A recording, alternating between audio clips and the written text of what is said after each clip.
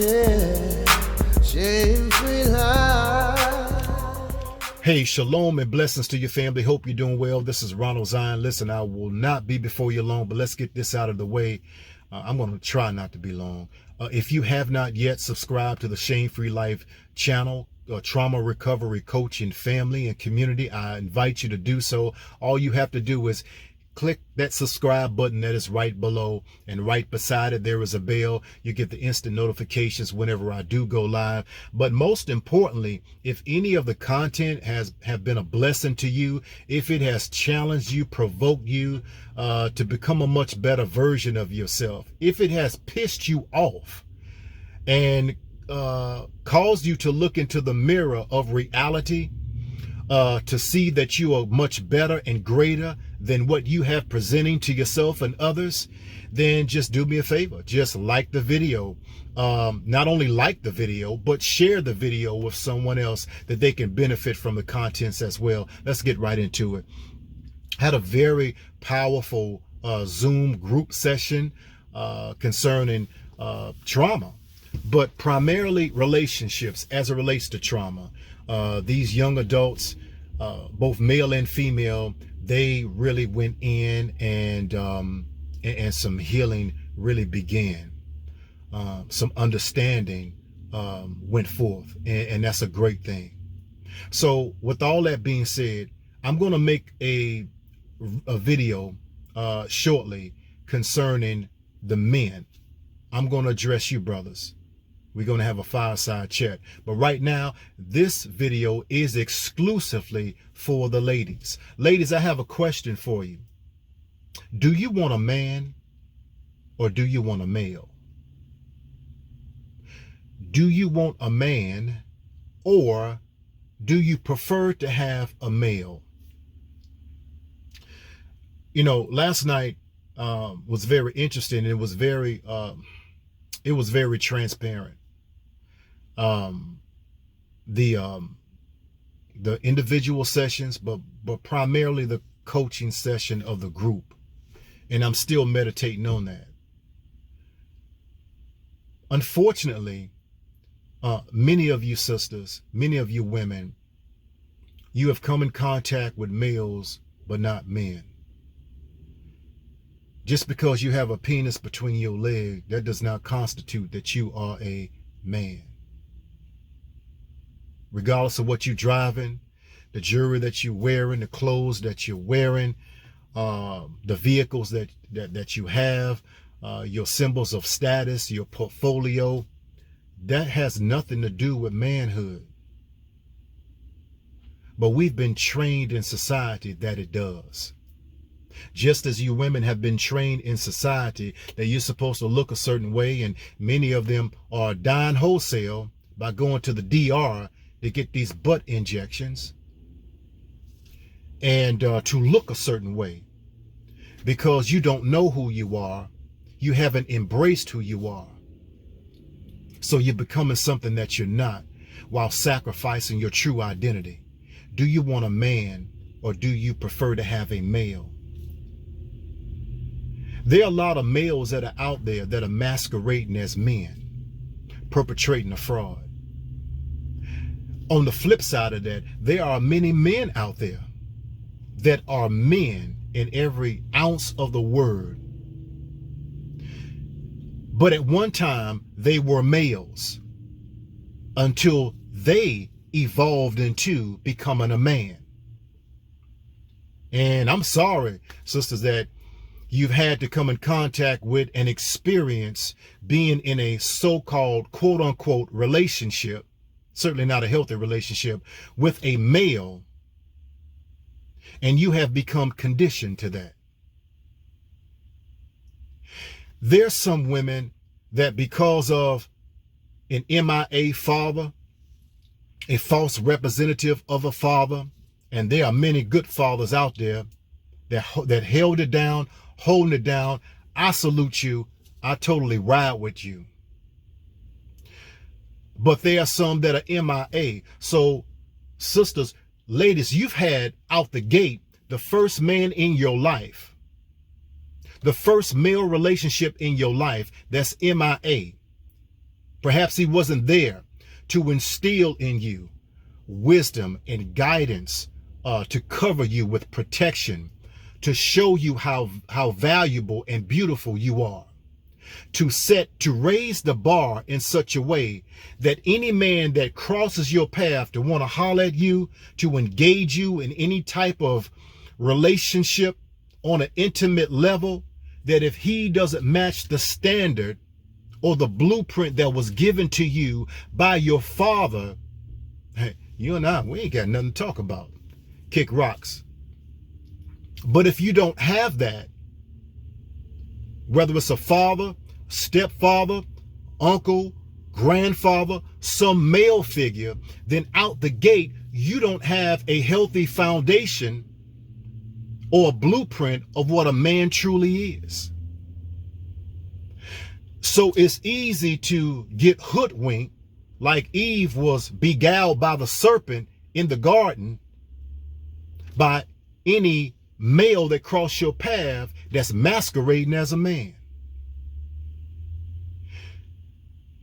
But in coming to the reality of the conversation that we had in the group session, that there are a lot of women, a lot of sisters out there that have become fine with being in a relationship with a male, but have nothing to do with a man that may cross your path, because they don't know how to take that. They don't know how to deal with that, because they have been conditioned and trained how to deal with a male, and that is all that you deserve. So if a man cross your path, you have nothing to do with him, but you run behind that male as long as he's disrespecting you, dishonoring you. You're chasing him down and running behind him. He comes by on certain days to knock you off, disrespecting your body, disrespecting your mind. He's not an investment for you emotionally or spiritually, but you still chasing him down and running after him. He doesn't value you. He doesn't show you that you are a priceless possession, but you're still running behind him. He calls you, deals with you on his own terms, and you're still running behind that man. It seems like the more that this man dog you out, I'm not speaking to all women. If the shoe don't fit, then don't try to put it on. But there's some women out there that fit this description, as this group session talked about.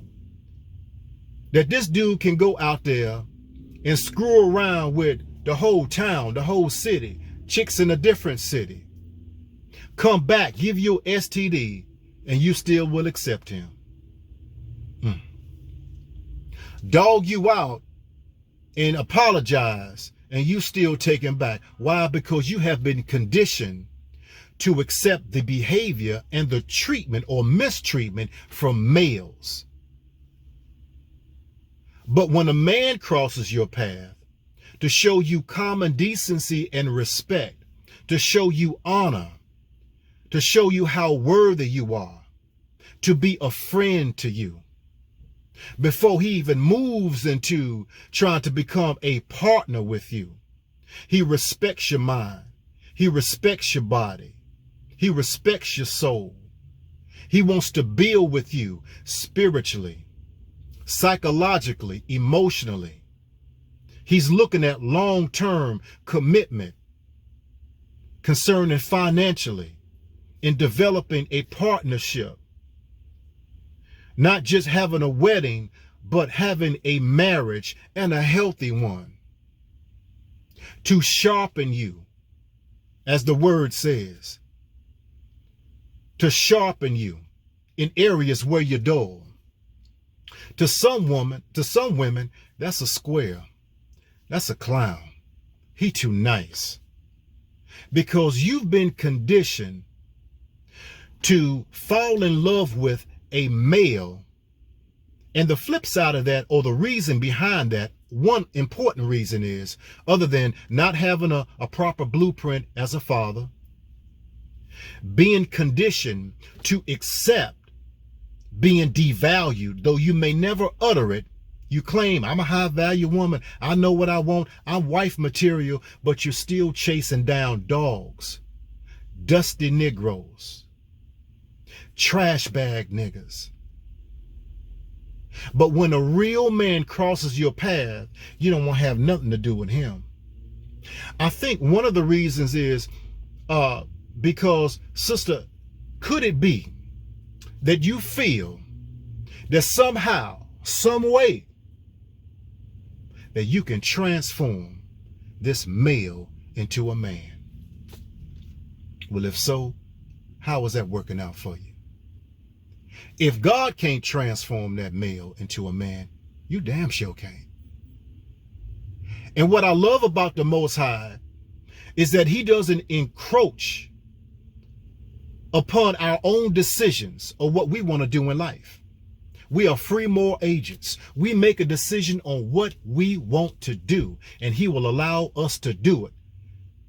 Many of the decisions he doesn't like, but nonetheless, he will allow us to do it.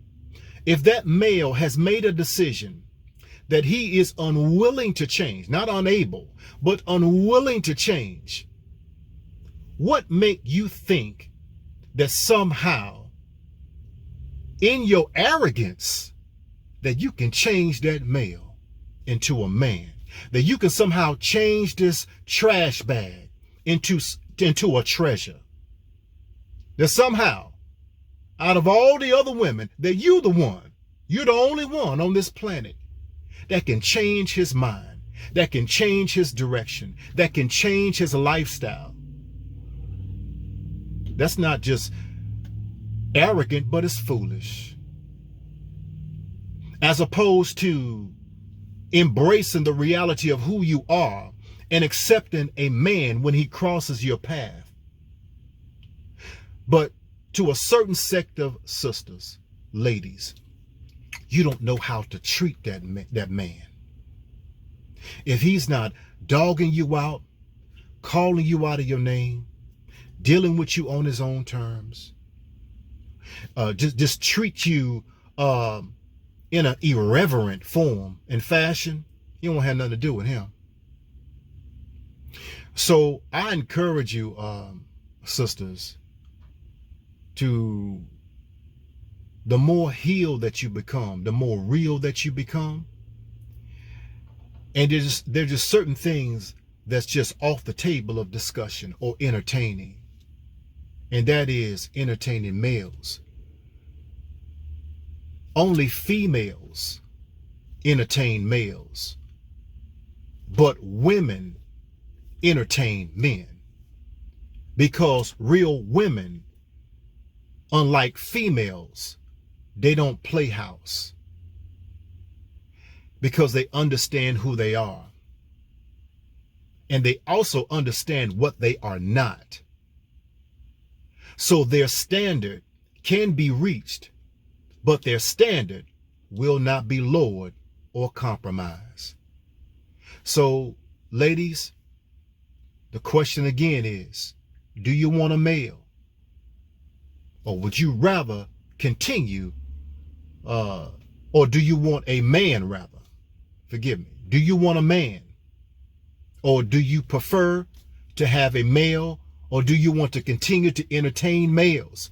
The ball is in your court, but there's greatness on the inside of you. There's untapped potential that's on the inside of you. There is an identity that's that has layers and layers of brokenness and trauma and rejection and abandonment issues that's waiting to come forth. And your life begins when you say so. Peace and blessings.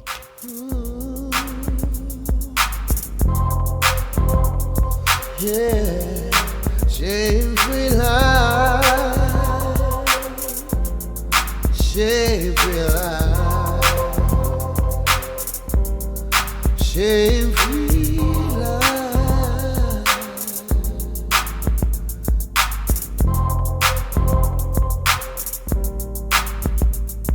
Yeah.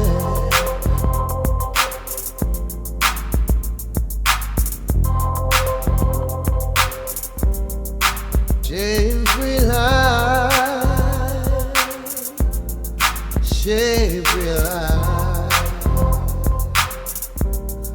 Shame-free life.